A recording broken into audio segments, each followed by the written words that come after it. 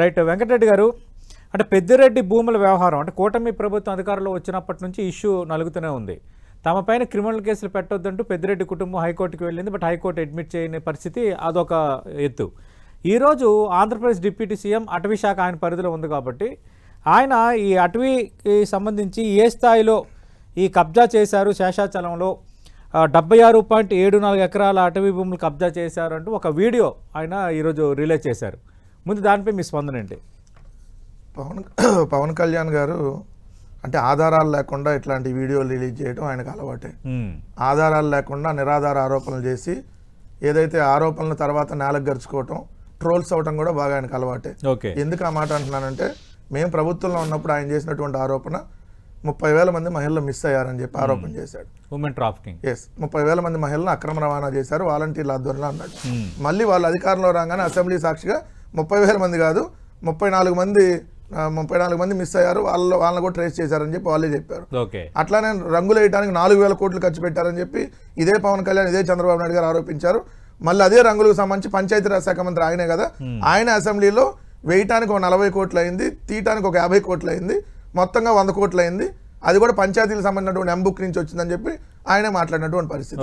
సరే, వీళ్ళు అధికారంలోకి వచ్చినా చూస్తే ఏదైతే పెద్దిరెడ్డి రామచంద్రారెడ్డి గారి మీద టార్గెట్ చేస్తూ 40,000 కోట్లు ఏదో ఇసుక అక్రమంగా రవాణా చేశారని చెప్పి ఆరోపించారు. 17 నెలలు అయింది, ఏం చేశారు? ఇదే పవన్ కళ్యాణ్ ఆరోపించాడు నేపాల్లో ఎక్కడ ఎర్రచందనం నేపాల్కు తరలించారని చెప్పారు. 17 నెలలు అయింది, ఏం చేశారు? దానికి సంబంధించి మదనపల్లిలో ఫైల్స్ దగ్ధం అయితే పెద్దిరెడ్డి గారిని టార్గెట్ చేసి ఏదైతే వాళ్ళు రకరకాలుగా కేసులు పెట్టినట్టు మనం చూసాం. ఏమైన తర్వాత ఏదైతే టెస్ట్లు ఏదో చేస్తే అసలు దీనికి సంబంధం లేదని చెప్పారు అక్కడ పనిచేసే గౌతమ్ సంథింగ్. సో పాలిమర్ టెస్టులు కూడా చేశారు. మైనింగ్ అన్నారు, అక్రమ మైనింగ్. ఏమైంది? ఇప్పుడు ఈ కబ్జా అంటున్నారు. ఈ కబ్జాకి సంబంధించి ఆల్రెడీ ఒక దినపత్రిక ఏదైతే ఈనాడు అనేటువంటి దినపత్రిక రాస్తే దాని మీద ఆల్రెడీ ఆయన పరువు నష్టం దావా కూడా పెట్టయింది. ఇప్పుడు పవన్ కళ్యాణ్ మీద కూడా పరువు నష్టం దావా ఖచ్చితంగా వేస్తారు పెద్దిరెడ్డి గారు. ఎందుకంటే నిరాధార ఆరోపణలు చేస్తున్నారు. దానికి సంబంధించి ఇవి అటవీ భూములు కాదు, ఏదైతే రైతులకు సంబంధించినటువంటి భూములు అని చెప్పి మంగళంపేట అటవీ ప్రాంతంలో 75.74 ఎకరాల పట్టా భూమికి సంబంధించి 1968లో అటవీ శాఖ జారీ చేసినటువంటి గెజెట్ కి సంబంధించి దీంట్లో మీకు ఇక్కడ ఉంటుంది చూడండి.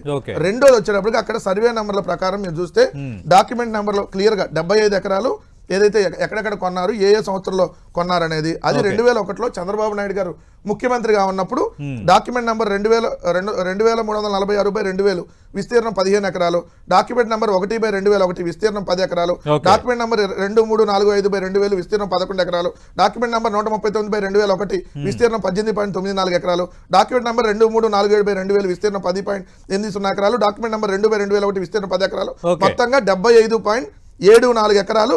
ఇవి చంద్రబాబు నాయుడు గారు ముఖ్యమంత్రిగా ఉన్నప్పుడు ఏదైతే రైతుల దగ్గర నుంచి పెద్దిరెడ్డి రామచంద్రారెడ్డి గారు కొనుగోలు చేసి ఏదైతే కొనుగోలు చేసినటువంటి భూమి దానికి సంబంధించి మొన్న కేంద్ర ప్రభుత్వం సార్ 2022లో కేంద్ర ప్రభుత్వానికి సంబంధించి కేంద్ర అటవీ శాఖ 27/6/2020 ఇక్కడ రోడ్డు వేయడానికి సంబంధించి క్లియరెన్స్ ఇచ్చి principal chief conservator of forest certificate ఇచ్చి రోడ్డు కూడా వేయమని చెప్పింది కేంద్ర ఫారెస్ట్. అంటే మరి ఇప్పుడు పవన్ కళ్యాణ్ అబద్ధాలు చెప్తున్నారన్న, ఎందుకంటే అటవీ శాఖ మంత్రిగా ఆయన ఉన్నారు, డిప్యూటీ సీఎం గా ఉన్నారు, వివరాలు ఏమి తెలుసుకోకుండానే ఆ వీడియో రిలీజ్ చేశారు, వివరాలు తెలుసుకోకుండానే చంద్రబాబు నాయుడు మాట్లాడతారా? చంద్రబాబు నాయుడు గారు ఉసుకో అనగా నేను ఉసుకో అంటాం, ఆయన ఏది చెబితే అది గుడ్డిగా ఫాలో అవటం, ఆఖరికి ఇన్ని బకరా చేస్తున్నారన్న విషయం జనసేనలకు అర్థం అవుతున్నా, పవన్ కళ్యాణ్ కి అర్థం కావట్లేదు. ఎందుకంటే ఈ భూమికి సంబంధించి కిరణ్ కుమార్ రెడ్డి గారు ముఖ్యమంత్రిగా ఉన్నప్పుడు ఎవరైతే ఆనం రామనారాయణ రెడ్డి అనేటటువంటి ఆనం కాదు ఆ వెంకటరమణారెడ్డి అనేటటువంటి వ్యక్తి ఏదైతే కోర్టు ప్రభుత్వానికి విచారణ చేయమని ఇచ్చాడు, కిరణ్ కుమార్ రెడ్డి గారు ప్రభుత్వంలో విచారణ చేసి ఇది అటవీ భూమి కాదని తేల్చారు.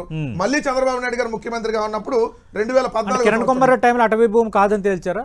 కిరణ్ కుమార్ రెడ్డి గారి ప్రభుత్వంలో అటవీ భూమి కాదని తేల్చారు. మళ్ళీ చంద్రబాబు నాయుడు గారి ప్రభుత్వంలో అదే వెంకటరమణారెడ్డి చంద్రబాబు నాయుడు గారు సీఎం గా ఉన్నప్పుడు మళ్ళీ ఫిర్యాదు చేశాడు. మళ్ళీ వాళ్ళు విచారణ చేశారు, చేసి అది అటవీ భూమి కాదు, అది రైతులకు సంబంధించి ఏదైతే కొనుగోలు చేసినటువంటి భూమి, అటవీ శాఖ దీనికి సంబంధం లేదని చెప్పి ఏది చంద్రబాబు నాయుడు గారు ప్రభుత్వం ఇచ్చింది క్లియర్. మళ్ళీ ఆయన కోర్టుకి వెళ్ళాడు, కోర్టుకి వెళ్తే ఆ కోర్టు ఫారెస్ట్ గెజెట్ 1968లోనే ఉంది, ఇది పక్కా ప్రైవేట్ భూమి అని చెప్పి హైకోర్టు కూడా కొట్టేయడం జరిగింది. మరి ఇన్ని ఆధారాలు ఇది ప్రైవేట్ భూమి పెద్దిరెడ్డి గారు దాన్ని నాలెడ్జ్ లేకుండా ఇన్ని పుస్తకాలు చదివా అని చెప్పుకొని పేపర్లోనే చదవాలి కదా. తెలుగులో చెబితే అర్థం ఏంటంటే తెలుగులో చెబుతా, నాకేం మీ భాష రాదు. ఆయన తెలుగులో వెళ్ళారు, ఇది నా భూమి అని కోర్టుకి నా భూమి కాదని కాదు, క్రిమినల్ కేసులు పెట్టారు, దాని మీద ఎవిడెన్స్ మాట్లాడుతుంటే వేగ్ గా అవగాహన లేకుండా మాట్లాడడానికి ఆయన వెంకటరెడ్డి కాదు. అవగాహన ఏంటయ్యా, నేను పవన్ కళ్యాణ్ ఉన్నటువంటి అవగాహన షిప్ అన్నాడు, సంవత్సరం అయింది, షిప్ పోయింది, బియ్యం పోయింది, మీ పవన్ కళ్యాణ్ ఫ్లైట్ వేసుకొని హైదరాబాద్ పోయి చక్కెరలు కొడతా ఉన్నాడు. ఎక్కడది బియ్యం ఆడాడు, ఆయన చక్కెరలు కొడతాడు, అరే సీజ్ ద షిప్ అన్నాడు, ఏమైంది సార్? నేను ఒక సింపుల్ గా లేదు సార్, దీని మీద డిస్కషన్ జరగాలి. సీజ్ ద షిప్ పిఠాపురం నుంచి వచ్చినాయా, మంగళగిరి నుంచి వచ్చినాయా, ఎక్కడ తేల్చారు? సంవత్సరం అయింది. ఏ గుడ్డిగాడికి పళ్ళు మీ పవన్ కళ్యాణ్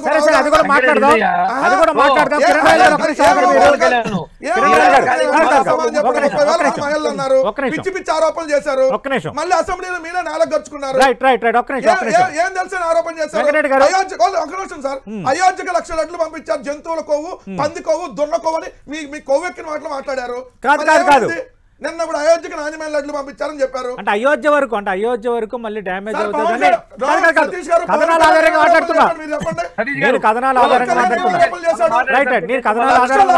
జంతువుల కొవ్వు కలిపి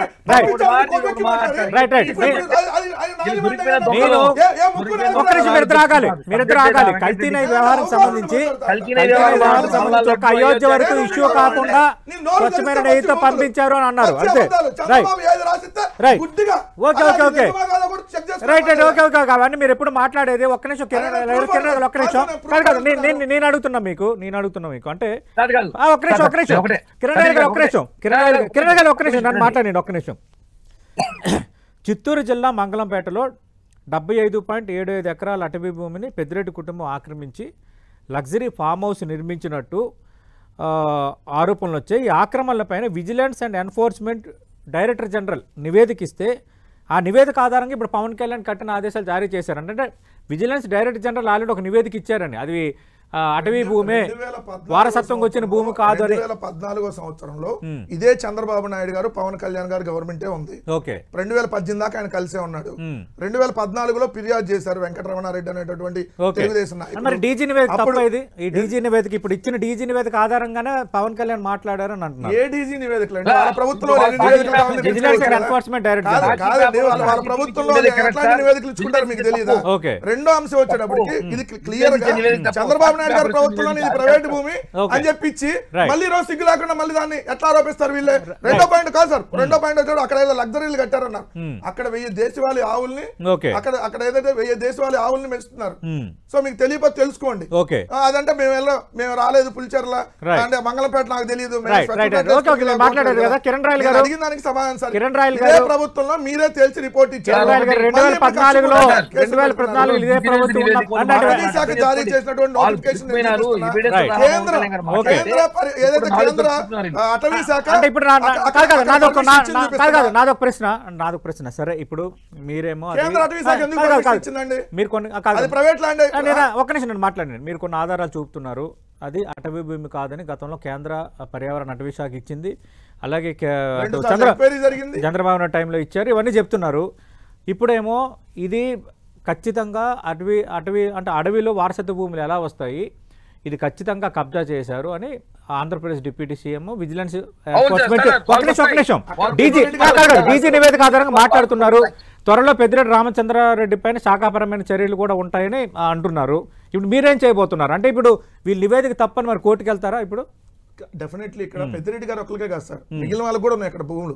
మిగిలిన అనేక మంది రైతులకు సంబంధించి కూడా భూములు ఉన్నాయి, అనేక మంది రైతులకు సంబంధించి కూడా భూములు ఉన్నాయి. సో ఒక పెద్దిరెడ్డి గారికి ఒక్కరికే కాదు, పెద్దిరెడ్డి గారు కూడా 2001లో కొనుక్కున్నారు. 2001లో ఎవరు చంద్రబాబు నాయుడు గారు ముఖ్యమంత్రిగా ఉన్నప్పుడే కొనుక్కున్నారు. మరి రిజిస్ట్రేషన్ ఎట్లా చేస్తారు?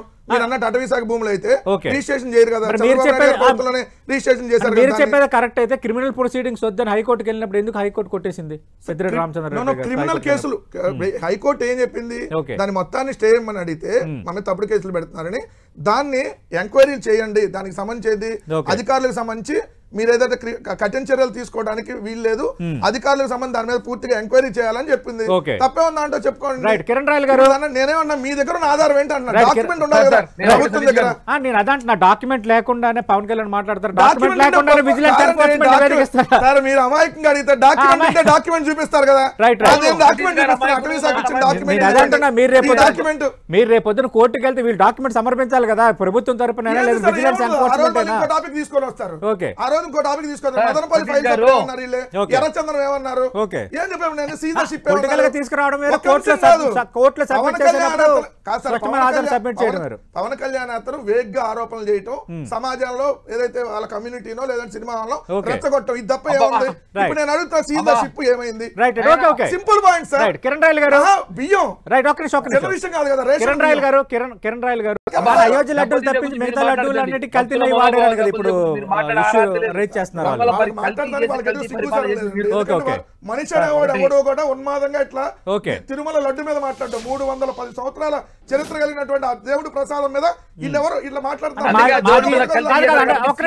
మాజీ ధర్మారెడ్డి ఎప్పుడెవరుగా మారారు, సుబ్బారెడ్డి చెప్తేనే నేను చేశాను, సింగాలు జవహర్ రెడ్డిని కూడా మీరు విచారించాలి కదా అని అన్నారని ఈ రోజు అన్ని పత్రికలు కథనాలు కనిపిస్తున్నాయి. ఆ పత్రికలు రెండు రాసేయి, మనం ఒకటి చెప్తే వాళ్ళు ఇంకోటి రాస్తారు. ఓకే, సో అక్కడ జరిగింది ఏంటి? ధర్మారెడ్డి ఎప్పటివరకు మారలేదా?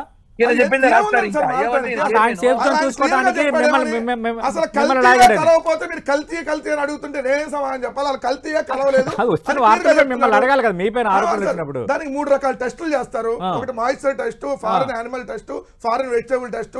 3 శాంపిల్ తీసుకొని 3 ఎక్స్పెక్ట్ చేసిన తర్వాత మాత్రమే దాన్ని ఏదైతే పైకి పంపిస్తారు. రెండోది వీళ్ళు ఆరోపణ చేసింది ఎప్పుడు ఈ టర్మ్ లో పైనుంచి ఆదేశాలు వచ్చాయి, నేను పాటించాల్సి వచ్చింది, పశ్చాత్తాపడుతున్నానని ఆయన అన్నారని దర్యాప్తులో. ఇప్పుడు నేను అన్నా, ఇప్పుడు పవన్ కళ్యాణ్ టాపిక్ లో అన్నా, మొన్న డిఎస్పీ జయసూర్య మీద ఆరోపణలు చేశాడు. తర్వాత రఘురామకృష్ణరాజు వచ్చి ఏమన్నాడు, డిఎస్పీ జయసూర్య చాలా మంచాడు అన్నాడు. మన కేంద్ర ప్రభుత్వం కూడా ఏదో అవార్డు కూడా ఇచ్చింది దానికి. మరి మీరు చేసే ఆరోపణలన్నీ పరికిమాలిన ఆరోపణలు, రాజకీయ స్వార్థం కోసం చేసే ఆరోపణలు అనేది అర్థం కావట్లేదా? భీమవరంలో డిఎస్పీ మీద అదే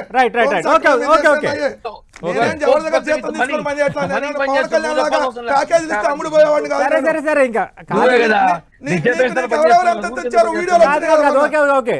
మహిళలకు ఏమేమి తీసుకున్నావు వీడియోలు వచ్చినాయి.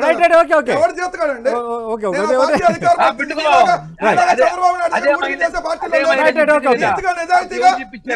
వాళ్ళ కూటమిలో 3 పార్టీలు ఉన్నాయి. పొత్తు వాళ్ళు కుదుర్చుకున్నారు. కాదు ఒక్క నిమిషం.